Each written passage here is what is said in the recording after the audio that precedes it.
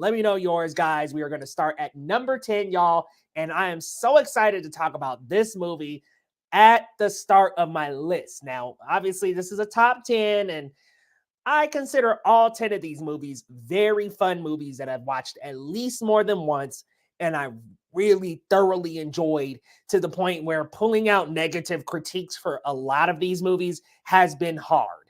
But bear with me. Y'all already know we all love movies here. Let's spread the love of movies, and let's start with that number 10, y'all. Number 10, I got Elemental. Y'all, I absolutely adored Elemental, guys. I mean, if you know me, you already know I loved this movie. I love the animation. I love the voice acting. Was it Pixar's best movie? Not necessarily, but on subsequent rewatches, I have loved Elemental more and more every single time I rewatch it. Ember and Wade are just electrifying on screen together, and their journey is so fun and short and simple, and it's in this cute little element city. The animation is wonderful. I really, really enjoyed Elemental, and I know I'm already starting off with a shocker there with number 10 being a little bit of a hot take. I get it. I understand, but y'all, Elemental was a wonderful Pixar movie, in my opinion. And every time I've gone back to rewatch it, it has gotten better and better. Now, let me talk about some honorable mentions here before I get into more of the list. I've got a couple of honorable mentions that I just really wish there were more spots in the top 10 to put these movies, because recently so many things have landed onto my list that I'm looking at this list right now, and I might even change it while we're here, folks. There's just so many good movies, but honorable mention number one, I want to go with American Fiction. Fantastic comedy film, just about the depiction of Black culture and how it's steeped and rooted so much in trauma porn, and how much we need to change that weird obsession with bad stereotypes and trauma and things like that. I love how it takes that commentary and makes it funny. And you've got Jeffrey Wright, you've got Sterling K. Brown with a very strong character in this one as well. I really like the two of them. I think it faults itself a little bit with the female characters. I think the female characters, it's unfortunate the mom is struggling with Alzheimer's in the film, but there's another female character I think wasn't quite as strong. Issa Rae's in the movie. Tracy Ellis Ross is a stat cast. Really, really good movie. Funny as hell. It was on my top 10 for the longest time. And yeah, in the subsequent weeks, it has been booted out. So American Fiction makes it onto my honorable mentions. Another honorable mention, I gotta say, we have Larry Chili Boy Productions on YouTube. Here's this. He is going to hate me that I have this in my honorable mentions and not my top 10. I really want it to be in my top 10. I want it to live there, but there's just so many wonderful films that I've seen in the last year. Hell, but Nimona from Netflix was absolutely stellar. I'm telling you guys, I almost want to do a top 12 because I love Nimona. I want it to be in my top 10. But Nimona is awesome. It's heartwarming. I love the animation style. I mean, the animation is crisp, it's bold, it's beautiful, but it teaches us to be who we truly are and not try to be something that we aren't. I love that it talks so much about and speaks so much about themes of acceptance and being who you are, and connection and friendship and betrayal. I mean, it's a wonderful film packed with a fun fantasy adventure in a land that has futuristic elements to it, like smartphones and flying cars, but also has a Renaissance vibe as well. I really enjoyed the voice acting too. Chloe Grace Moretz was great. Riz Ahmed was awesome as well. I thought they made a great dynamic duo. I really love Nimona, and I'm struggling not putting this in my top 10. I'm like, man, I really want this to be in my top 10, but it's unfortunate that it's not. And I've got another animated movie I want to talk about as well. Suzume, phenomenal phenomenal anime film. That's all I'm going to say, because I want you to go watch that one. Listen, Suzume is wonderful, but explaining the plot is something else, okay? That's all we're going to say. But y'all, we're going to get back to the top 10. I've got number 10, I had Elemental. I know, shocker. Elemental, right? Jeez, Elemental. Well, number 9, y'all, we're going with Godzilla -1. Such a recent release, but wow, what a wonderful film. I mean, this movie is genius. Seriously genius in its cinematography, in its score, in its technical abilities. But not only that, its ability to tell a wonderful story while presenting this crazy giant creature. This big monster that is the result of nuclear warfare. I loved the themes of hope, of life, and living in this movie. It was very weirdly wholesome to the point where I almost was like, am I watching a Godzilla movie? It's a wonderful film, you guys. I really enjoy Godzilla -1. It's got a phenomenal score, but let's talk about the man, the king, the Godzilla himself. Looked fantastic. I mean, a design that's reminiscent of the original 50s Godzilla, mixed a little bit with Shin Godzilla to really give us this modern, yet classic, yet realistic and weird, monstrous Godzilla. And it was fantastic, guys. I thought beginning to end, Godzilla -1 was awesome. Honestly, I'm going to be real with you guys. It's the score I've listened to the most out of the year. You got this kamikaze pilot who doesn't complete his mission. We won't talk too much about kamikaze and what that's all about, but let's just say they're not supposed to survive. And he finds this found family. There's a woman that has lost her people through the war. There's a little girl who has lost her parents, and they all come together. And there's a story surrounding them. And we see the arc of this character throughout the film that just is beautifully story told, guys. Like, it's such a wonderful movie. And that's what makes this a top 10 contender. I mean, because Godzilla movies, man. Listen, I love me a good beat 'em up. Godzilla vs. Kong was hilariously fun, but this was something special. And Toho, if this is the start of a trilogy and it's this good or better, the next one, y'all got a goodie on your hands. You got a goodie on your hands. Yes, Godzilla -1 makes every MonsterVerse movie look like Quantumania. Amen. Yeah. And listen, the MonsterVerse knows what they want to be, G. Colby. They know. They know what they want to be. They're a beat 'em up universe. I think they figured it out with Godzilla versus Kong as well. It's not like we really carved out a brand for them with Godzilla versus Kong, really.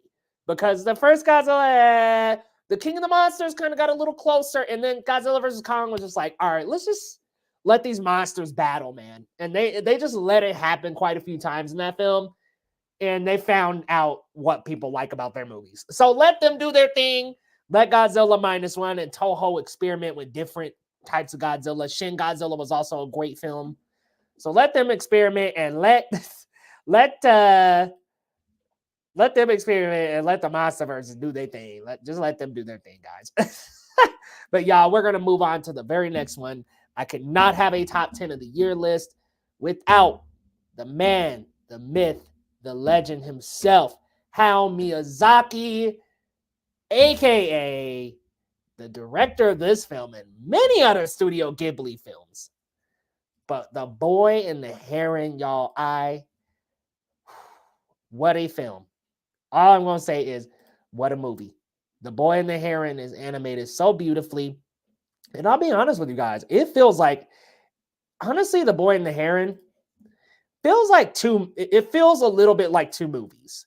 We start the film, I don't want to spoil too much, but we start the film going one direction, and then the second half takes us on another journey. And I love what it means about, like, what it tells us about deep trauma, but not only that, what it is to live and to have life. And it's just such a deep and profound film because there's a little bit of meta commentary in there about how Miyazaki and just how far his career has come. There are small Easter eggs from other Studio Ghibli films, namely Hayao Miyazaki films. So those who are really into Miyazaki, really into Studio Ghibli, you will pick up those Easter eggs and nom, nom, nom, nom, nom, they are delicious, y'all. I really like The Boy and the Heron. The animation is stellar, stunning. Mahito's journey. Just honestly, anybody can relate going to a new place that they just really don't want to be in. And it almost just feels like your world is closing in after this decision. I really love this story. I love this cast too. I really want to see the dub, y'all. I still haven't seen the dub, so still haven't seen it. But wonderful, wonderful film. Great score. Hayao Miyazaki is back. The last Studio Ghibli film was, we don't even want to talk about that one. Okay, the last one was horrible. Okay, that old Earwig and the Witch can stay far, far away out of the libraries of the great, dominant, wonderful Studio Ghibli. Because this movie was magical, it was wonderful, but also deep and profound. So it wasn't quite Ponyo or My Neighbor Totoro or Kiki's Delivery Service, which are very magical, kind of almost Disney movie-esque. It was more deep, a little deeper than that. But y'all, what's going on? Hey, Mr. Fulton. I did see the new Wonka. I thought it was actually really, really good. Lots of fun, very cheery, very chipper. It's not quite in my top 10, but nonetheless, a really, really good one. Mojito. Oh my God, I can't wait to see the dub. Have you seen the dub, Tyler? Let's see. I think one of the best action films of the year was John Wick 4. All right, my man, John Lee. Hold on, you spoiling the list, man. You spoiling the list because that's coming up somewhere. But yeah, that wonderful action film. I mean, that took John Wick, I think, as a franchise, has taken action to a new level. Just outside of superhero fare, because while I love superhero films, I'm such an action movie junkie. And sometimes when I think like traditional action movies, of course the MCU fits in there, but I still think about action as my action, But guys, this is the top 10 movies of 2023 list. So far, we have got 10 with Elemental, 9 with Godzilla -1, 8 with The Boy and the Heron. And now we are moving on to number 7, guys. And wow, I just seen this. Literally just saw this like a week or so ago, you guys. I think it might have been about a week ago now. No, maybe about 2 weeks now. About 2 weeks ago, but I was so fascinated with this film, y'all. I loved it. I knew it was going to go into my top 10 right after it ended, man. Right after we cut to black and it was the credits. I knew. And that's The Color Purple, y'all. Let me tell y'all something. This movie was absolutely wonderful. I loved the singing. I loved the songs. I loved Fantasia. I loved Danielle Brooks, Taraji P. Henson. It was fantastic, guys. Fantastic reimagining of the classic Steven Spielberg 1980, 4 or 5 film. And it makes me upset that some are a little distraught about the remake happening. Steven Spielberg's involved, and a lot of people, Oprah's involved. She's producing. So I think this is a wonderful updated version, and not necessarily even updated, but a wonderful new version of The Color Purple. This really pulls from the Broadway musical and from the original film, and really takes a lot of elements from both of those things, but also runs on its own. And that's what I love and admire so much about this Color Purple film, is that while it does have a ton of elements from those two previous works, it still stands on its own and has its own identity. Really updates a lot of characters. It makes Mr. a lot meaner. They made Mr. mean, y'all. I mean, he was already mean in the first one, so they make him super mean in this one. But I don't want to go too much into spoilers. I don't want to spoil it for anybody who hasn't seen it, but it is wonderful. I mean, just another hopeful film like that. We see a character embrace and grasp on the hope and really come through the other side in a more hopeful, wonderful situation. I love this film. I thought Fantasia was fantastic. I don't know if I could say I would give her the Oscar, but I will say this. I think she deserves to be on the nominated lineup. She was phenomenal. And yeah, sure, maybe you don't think the same, but I'm gonna be real. That's just how I feel, folks. I would love to see her on that ballot. Watching the original, I did think it was a choice. They didn't get a person.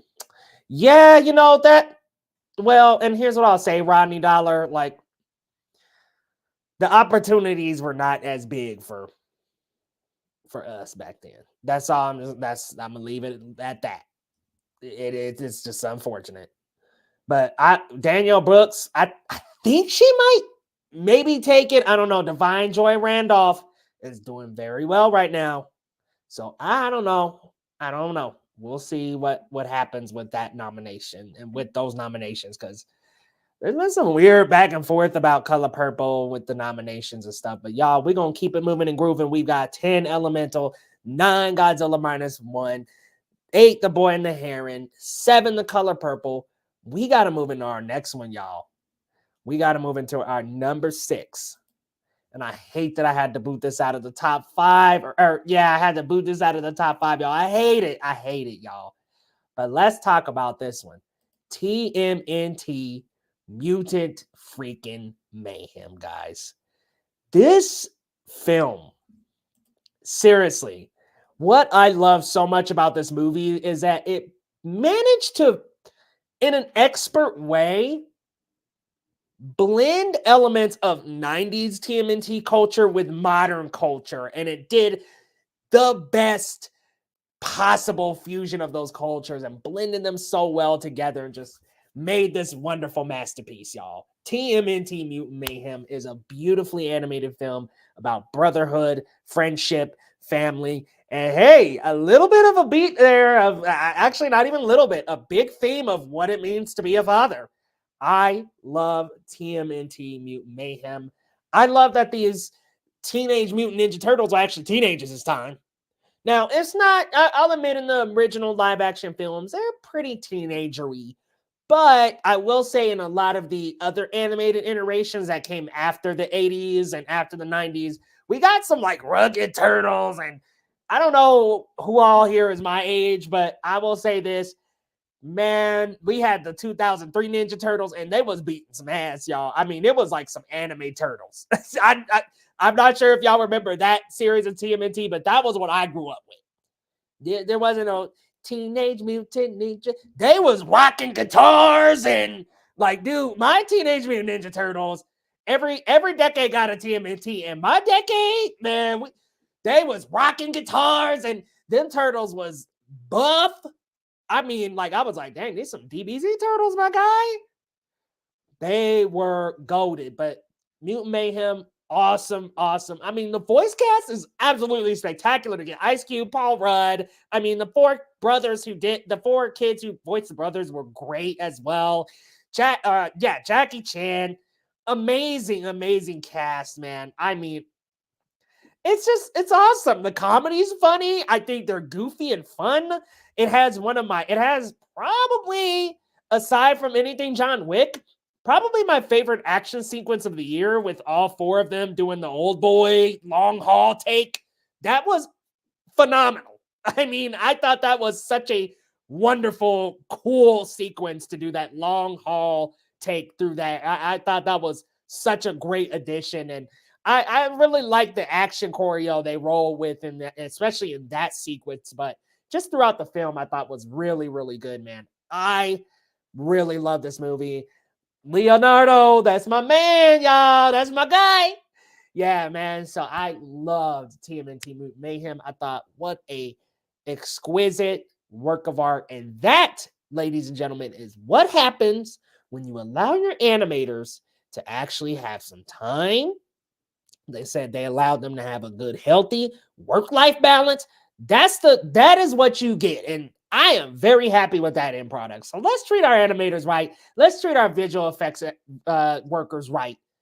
And let's make great movies. Because, man, TMNT Mutant Mayhem, you know, with the animation style, some will say Spider-Verse. Some say Mitchell's versus the Machines. I think it's a unique style, which kind of borrows elements of both of those. But it has this kind of sketchbook look to it as well that it incorporates very well. I think that it's just stylistically flawless. And it's got the kind of glitchy move every other frame type of look. It works, man. Mutant Mayhem was excellent. And I'm actually going to go watch that tonight. Because the more I talk about it, the more I'm like, I really want to watch this now. But y'all, we got to move. We got to keep it moving, y'all. We are now at number 5, y'all, halfway through the list. Let's keep it moving. I'm going to share this next tab, and then we're going to get to number 5, y'all, because this one, I actually had Mutant Mayhem above this for a while, but I could not get this out of the top 5. Before we go, though, let me check some comments. Yeah, man, Mondo Gecko was awesome, man. Paul Rudd, bro. So let me tell y'all something about Paul Rudd. He ain't the problem with Ant-Man, okay? He was awesome as Mondo Gecko. He's great in... Oh, you know what? I'll say it because it's pretty public knowledge. He's great in Only Murders in Building. Like, fantastic in season 3. He's awesome. I'm like, dude, give the world more Paul Rudd, man. Give the world more Paul Rudd. I know that dude, that voice, Leo. That whole situation was kind of weird. I had a lot of questions with that. It's CGI, the live action. Oh, man. Okay, hold on now. Rodney, that is like the worst one. Like, honestly, that one is so bad. So the original kind of like early 90s one, that one, for its time especially, it's awesome. Ooh, 3 is so bad. It's so bad. But oh my goodness, y'all, I just closed the tab that had the movie up. What am I doing, y'all? But we got to keep it moving. We're going to move on to number 5, y'all. And if you know me on Twitter, if you know me just in general, you know I had to have this on my list, y'all. We going with Barbie. Yes, I said it. Barbie was wonderful, y'all. And like I said, I did have TMNT Mutant Mayhem above this, but I can't get Barbie out of my top 5 after reading the screenplay. I loved it. I love how much like Margot Barbie is mentioned in the screenplay. There's little pictures and it's a wonderful screenplay. And I honestly, man, if I could live in Barbie land, take me there, y'all. Take me there. I live in Barbie world. Okay, I'm down. But I loved it. I think I think it is a bit in your face with its messaging at times, but hey, I think it needed to be. I loved Barbie. Margot was great. The entire cast was fantastic. America Ferrera delivered a wonderful monologue, and I think she's getting a little underrated for that. Like that, we kind of pushing her back. But I thought she was really good with that monologue, and I thought she was a good, relatable, fun character throughout the film. I really like this movie so damn much. So much. I've actually watched it quite a bit, y'all. Like, it's a bit of a comfort film for me. This and Elemental off of my list are 2 that I've rewatched just out of comfort. Really, really like Barbie, man. This is my jam. Dua Lipa's my jam. Y'all already know. I loved it, man. I top to bottom, head to toe, I love this film. I don't have no notes. No notes. I love Barbie, okay? But we are going to keep it moving, guys. I'm kind of running a little over what I was trying to, but hey, let's keep it moving. We're going to go into our top 4, guys.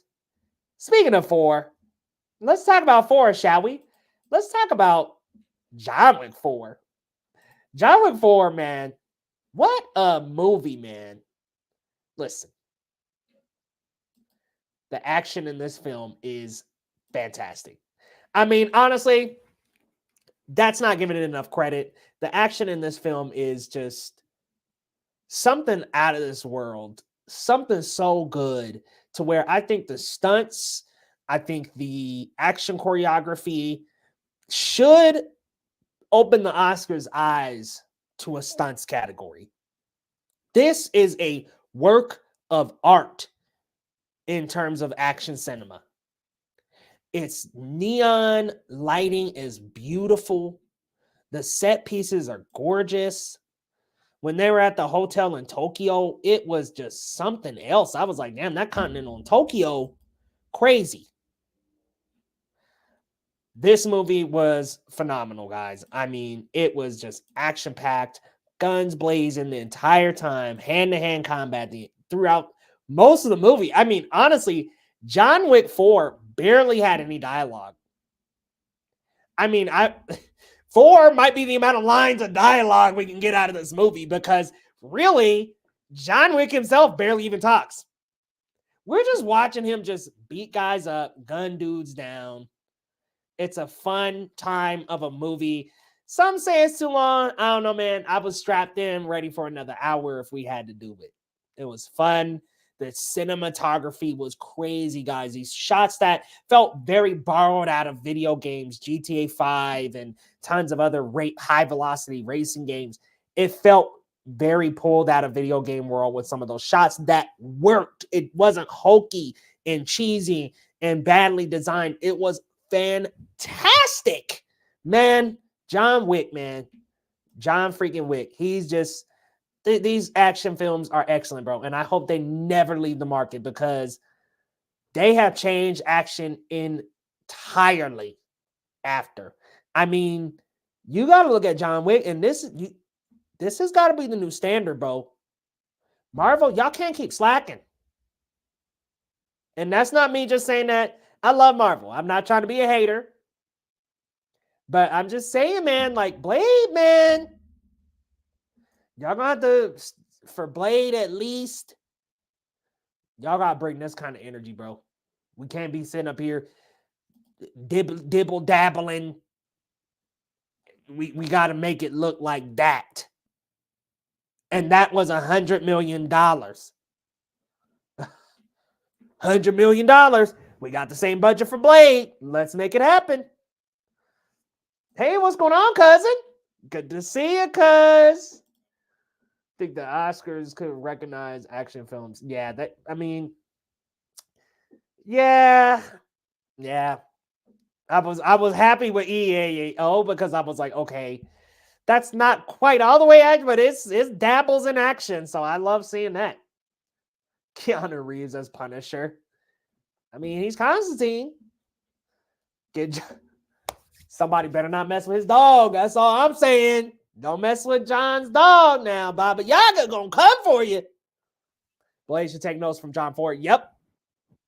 100% Kobe. 100% G Kobe. Take notes on this John Wick, because it needs to look like this. And Shang-Chi was damn good with the fight choreography. It was great, bro. I was like, okay, we took notes here. We took notes. So I need them to revitalize that kind of energy into the next staples of the MCU and give us some juicy action cinematography like this. Yeah. Probably not going to happen, bro. I was like, and remember when they tried to do it, G Kobe, they tried to have a category. People got mad as hell. Yeah. Jonathan Majors, fire, bro.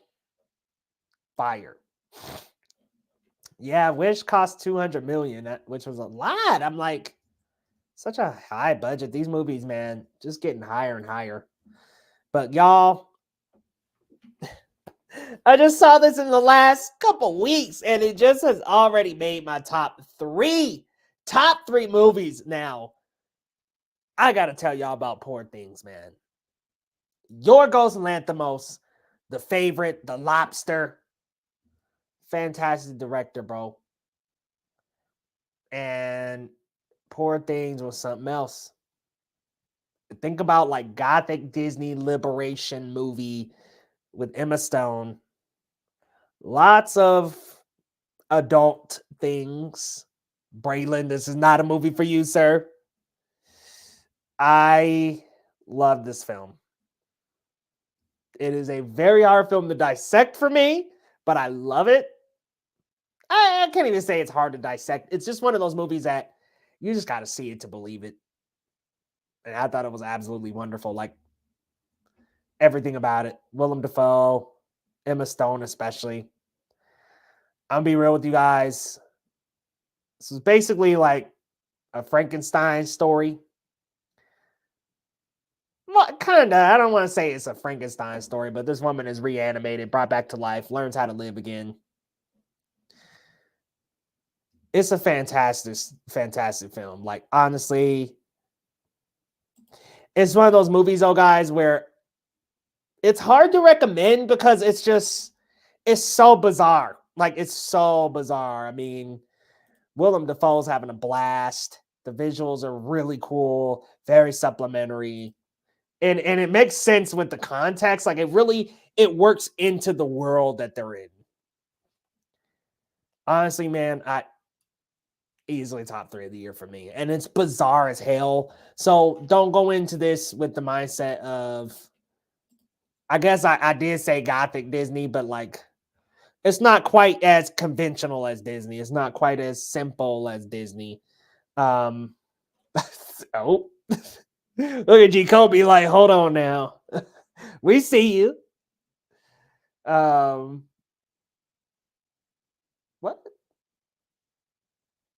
No idea what you're asking there, Daniel, but maybe as many awards. But yeah, I don't think it will win that much. I really like Poor Things. I could see Emma Stone winning actually, but I don't think it's winning like picture and all this. Like, I don't know, maybe, but it's not picking up much right now. So we'll see.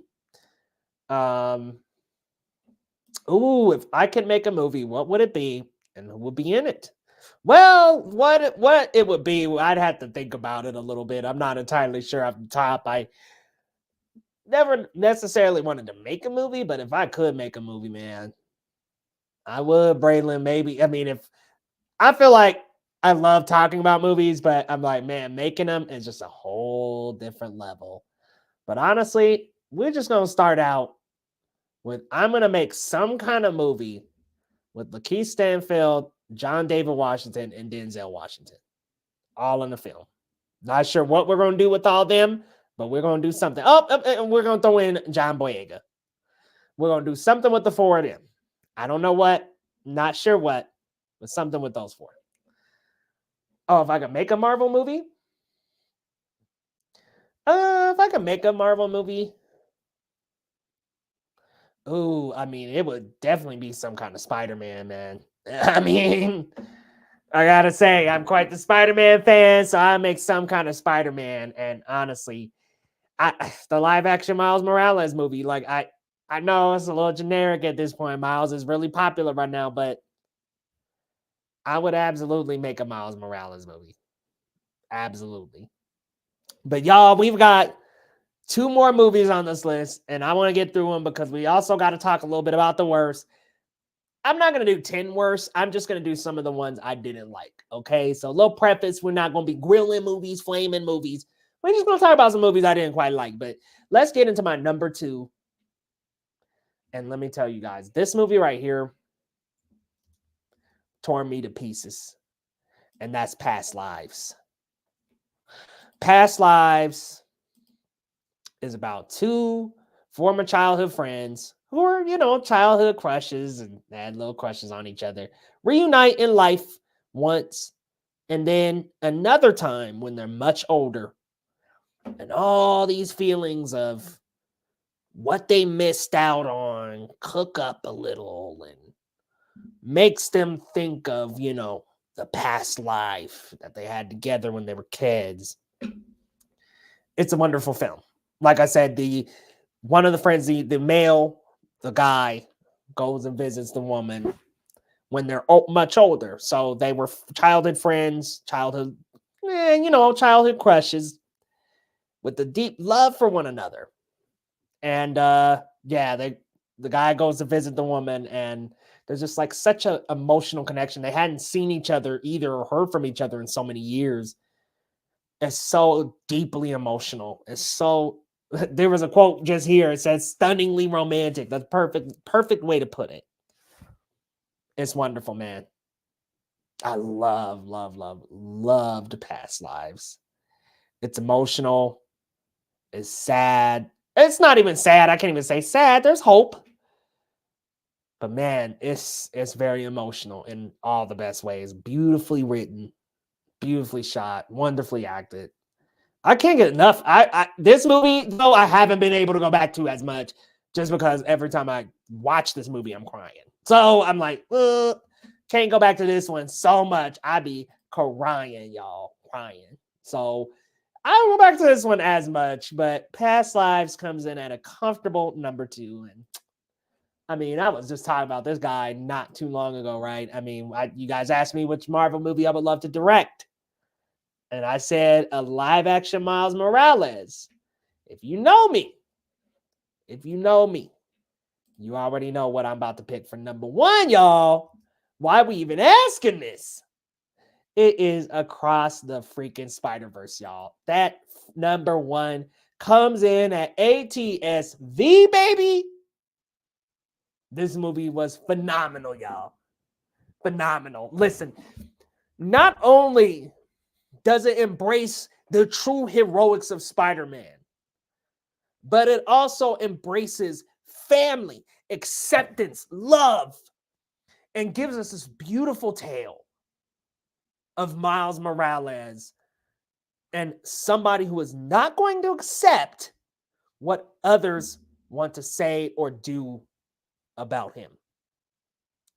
He is going to save everyone. And I loved this movie at its core, its heart. Beautiful film. I mean, the animation is stellar. So much so that, notice, after Into the Spider-Verse, the animation styles, the industry, things have changed. Into the Spider-Verse changed the scope of animation, and Across the Spider-Verse just took that and made it so much more incredible. I mean, we had all these spider people on screen together. That was something else. I mean, just as a Spider-Man fan, seeing that, you have to admit, seeing all these different Spideys on screen together and getting to see Spider-Man from your childhood and from, before and Spider-Man now. And it's so wonderful. It's full of heart. It's a beautiful tale with another part on the way. I loved it, man. And you know what? I do like how much Gwen we got in this movie, but I also like that even though we got a really good dose of Gwen, a very great perspective on Gwen, and a great involvement with Gwen, this is still Miles' film. This is still the Miles Morales show, and he does it, y'all. He killed it, man. Love the new Spider people. I loved Spider-Man India. Really enjoyed Spider-Punk was great. Man, Spider-Punk was awesome. I mean, I was like, dude, MVP right there. Daniel Kaluuya tore that role up. Phenomenal, man. Phenomenal. Phenomenal. Like, honestly, Across the Spider-Verse, awesome. Just awesome, man. Just awesome. I mean, yeah, one of the best comic book movies of all time, easily. Oppenheimer, listen, I think Oppenheimer is a very well-made movie. I think the acting is fantastic. I do feel like Oppenheimer feels like 2 different movies, and there's one that I love and one that I don't love as much. So while I really, really enjoy Oppenheimer a ton, it didn't make my top 10. It's in my, I think I've got it right at 15. I got to double check my letterbox, but I think I've got it right at 15. Maybe even lower. Sorry, Laser. It might be at 20. But guys, that is my top 10. 10 Elemental, 9 Godzilla -1. I've got it written down over here. The Boy and the Heron, The Color Purple, TMNT Mutant Mayhem, Barbie, John Wick 4, Poor Things, Past Lives, Across the Spider-Verse. Y'all let me know if you're here or on a replay. What is your top 10 best of the year? Let me know, because I want to know, guys. And hey, if you're watching this replay, what are you doing? Hit that subscribe button down below for your boy Leo Rydell, and y'all will see you next time on Geekly Goods. But I'm about to go on this live stream.